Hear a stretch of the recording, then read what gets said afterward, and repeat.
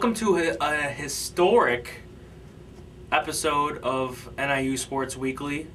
We have with us Seamus Brennan. He's on location from the Red Tarp. He is the man who broke the NIU men's basketball story today.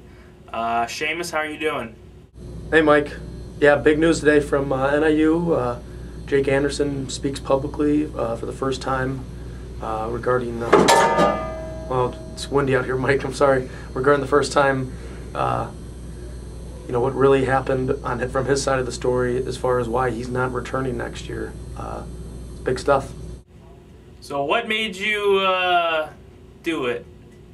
Initially, it raised flags when it said that he was going to forego his final year. That usually doesn't happen from a second leading scorer. I called up his high school, Carver High School, and left a message for his old high school coach, Janelle Evans. And I also had heard rumors during the year that Mike DeNoona was going to be transferring out. And I contacted Von Steuben High School, and his head coach, Vince Carter, called me back Thursday night. We talked. He got me in contact with Coach Evans, and really they kind of told me how upset they were with NIU, and specifically NIU head coach Ricardo Patton. And where do you think this leaves them now for the future with recruiting from Chicago high schools? It's not looking good, specifically in the Chicago Public League, which has been historically just laced with talent. Lots of Division I prospects come out of there. For just quoting from the article I wrote today, Coach Evans said they're sending the word out on Patton. There's no chance a Chicago Public League kid is going to go to NIU as long as Patton's there. That's a direct quote from him.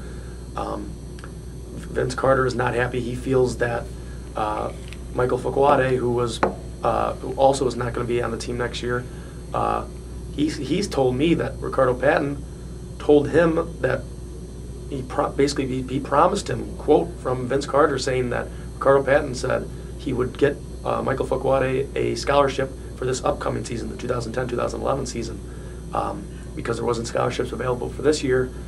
Instead, they have a meeting, and Michael Fukwade was basically, according to Carter, not welcome back. Now, Patton denied this. He said that was inaccurate, that he said he only told Michael Fukwade that he had an opportunity to get a scholarship. He never promised him, according to Patton, but obviously conflicting reports there. And that's what we got so far.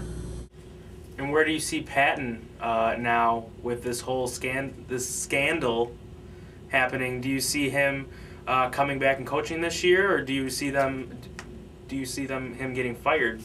Well, Mike, I don't see that happening. It's not. I don't think he broke any rules. It doesn't look good, and the fact that Patton has declined to comment further on the situation, doesn't really give us any more insight from his angle.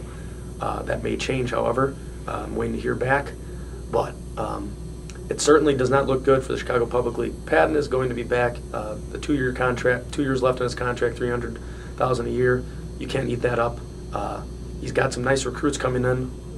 This is by far his best recruiting class in his tenure here, with Kyrie Jones coming in, Tim Toller coming in, and we'll see how it goes. I can't imagine NIU making any rash decisions just because he broke away from him, and Anderson had a falling out that isn't viewed as popular by the fans, and they're letting us know, Mike. The Facebook page is lots of comments, and a lot of people aren't happy. As we hear anything, we'll report it. www.northernstar.info. And back to you from the Red Tarp, Seamus Brennan. I suggest you get a glass of water ASAP. Yeah, Mike. Sorry about the voice. Just all weekend trying to get a hold of coaches, players, tracking down Mike DeNoona, tracking down Jake Anderson. It was a long weekend, but it paid off. This is a big story. Well, thanks, Seamus, for that report from the Red Tarp. Tune in next week for another episode of NIU Sports Weekly.